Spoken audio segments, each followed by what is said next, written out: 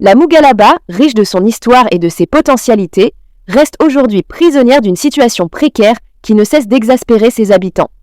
Alors que le pays connaît par endroits des chantiers et inaugurations, ce département, lui, continue de s'enliser dans des promesses non tenues et des projets inachevés.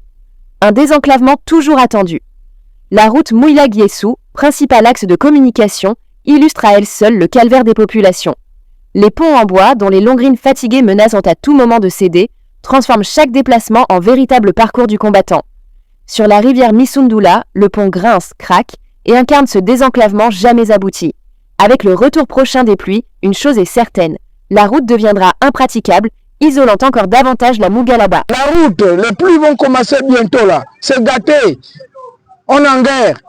Les éléphants blancs du paysage local, à cette fragilité des infrastructures routières s'ajoute un décor saisissant, celui des bâtiments abandonnés, témoins muets de projets lancés mais jamais achevés.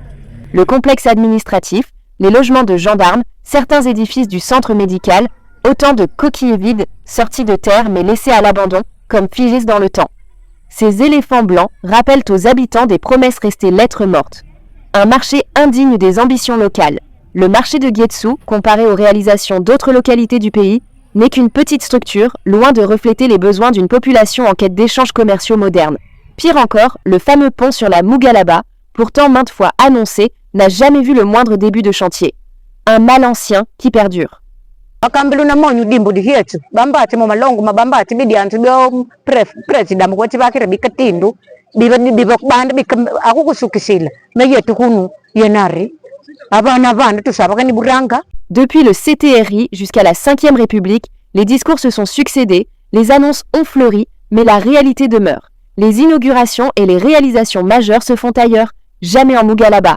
Ici, l'attente s'est transformée en lassitude et la lassitude en colère silencieuse. La Mougalaba mérite mieux que des promesses sans lendemain.